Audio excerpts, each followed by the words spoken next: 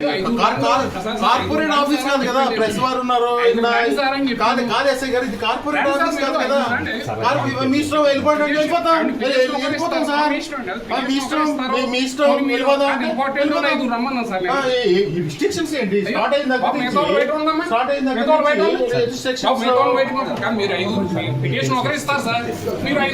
మీరు మాట్లాడే వర్షం బాగాలేదండి. మీ వర్షం ఏంటంటే అవసరం లేదు, వెళ్ళిపోండి.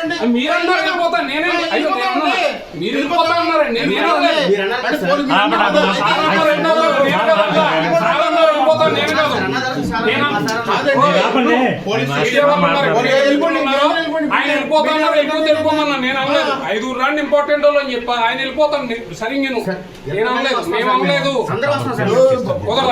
వస్తే మీ ఇష్టం, ఇంపార్టెంట్ వాళ్ళు రండి, సరిపోతుంది. మీరు ఇంపార్టెంట్ 5 రండి అని చెప్పాను సార్, ఇంకంతకంటే మేము ఏం చెప్తాం.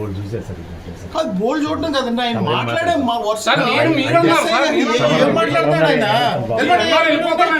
మనుషులు ఇట్లాగే మాట్లాడేది.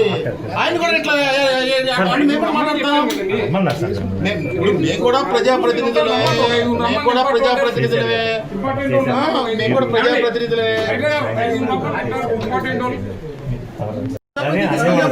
సార్ మీకు తెలియదు, సిస్టమ్ అంతా మీకు తెలుసు సార్.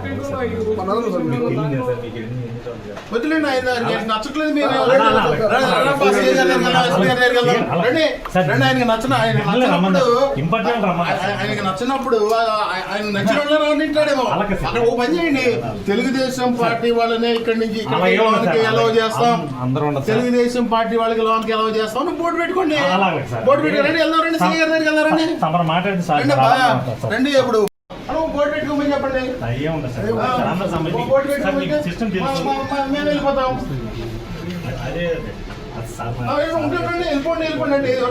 సొంత కార్పొరేట్ కంపెనీ రండి వెళ్దానండి. ఆయన ఎందుకు తీసుకోవడం నేను కూడా చూస్తాను. రండి.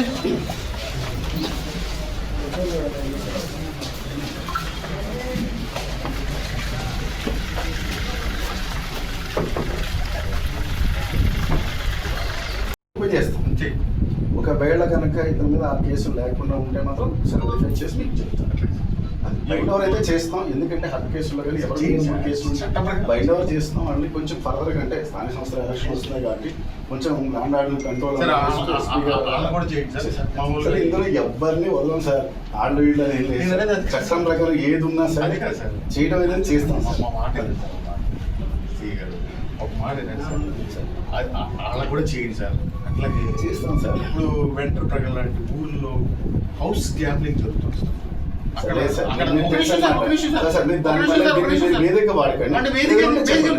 పబ్లిక్ ఇష్యూ కదా సార్, పబ్లిక్ ఇష్యూ కదా సార్. పబ్లిక్ గా జరిగిందా లేకపోతే చట్టం ప్రకారం మీకు కట్టకపోతే మీరు అడగండి. మీరు హౌస్ గ్యాంబ్లింగ్ ఉంది, కేసు కట్టా పట్టుకున్నాం, నేనే పట్టుకున్నాం, మీరు ఎవరు పట్టించలేదు. మేము పట్టుకున్నాం, మేము చేసింది వాళ్ళ మీద కూడా కేసులు ఉన్నాయి సార్. వాళ్ళ మీద కూడా రౌడీ షీట్లో చూస్తాం. అరే ఎవరు ఇందులో మా చుట్టాలు లేదు సార్, ఏదున్నా చేస్తానని చెప్తున్నాను. చట్టం ప్రకారం సార్ మీకు అది దాంట్లో దాన్ని కేసు కట్టాం, దానికి హౌస్ గ్యాంబ్లింగ్ ఇచ్చేస్తాం. అది నేను వాళ్ళు కూడా కేసు కట్టాం సార్. కేసు కట్టిన దాన్ని కూడా చర్యలు తీసుకోండి సార్. వాళ్ళ మీద కూడా రౌడీ షీట్ చెప్పకముందే మీకు కేసు కట్టాం సార్. 3 and 4 కూడా మాకు ఎవరు చెప్పినోడు సుబ్బయ్య అన్న ఒక అతను ఉన్నాడు సార్, అతను కోఆపరేటివ్ బ్యాంక్ ప్రెసిడెంట్ సార్. అతను చాలా పెద్ద ఆర్గనైజర్ సార్. అలాంటి వాళ్ళ మీద రౌడీ షీట్ తీయండి సార్. ఈ మీకు ఏమవుతుంది సిఐ గారు? ఇందులో ఎవరు మా చుట్టూ 3 కేసుల పైన ఉన్నా సరే దాని మీద హత్య కేసులు ఉంటే మాత్రం అతనికి సంబంధించిన షీట్లు ఉంటే సస్పెండ్ షీటా, కేడీ షీటా, లేకపోతే రౌడీ షీట్ అన్నది ఓపెన్ చేస్తాం. లా అండ్ ఆర్డర్ విషయంలో మాత్రం మేమైతే ఎన్ని పరిస్థితుల్లో చెప్పిన దాన్ని వెరిఫై చేస్తాం సార్. వెరిఫై చేస్తాం. ఒకవేళ కనుక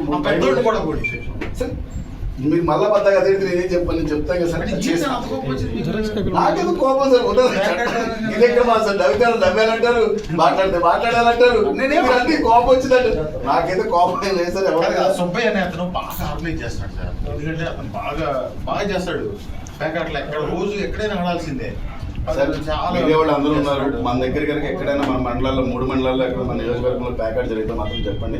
మీకు చెప్పండి, మీరు మొత్తం అంతా కూడా మాకేం లేదు కదా, ప్యాకెట్ కోడి పందెం అన్నది ఎక్కడ కూడా జరగడానికి వీల్లేదు. అలాంటిది మీ దృష్టికి వస్తే మాకు చెప్పండి, వెంటనే కూడా వాళ్ళని పట్టుకోవడం జరుగుతుంది. వాళ్ళ మీద 3 కేసుల కంటే ఎక్కువ ఉంటే కూడా బైండ్ ఓవర్ చేస్తాం. వాళ్ళ మీద ఫర్దర్గా తీసుకెళ్లి వాళ్ళ మీద షీట్ కూడా ఓపెన్ చేస్తాం. ఇది మా పై అధికారుల యొక్క ఉత్తర్వులు. చాలా లా అండ్ ఆర్డర్ విషయంలో మాత్రం చాలా కఠినంగా ఉంటాం. Okay, thank you. Thank you sir.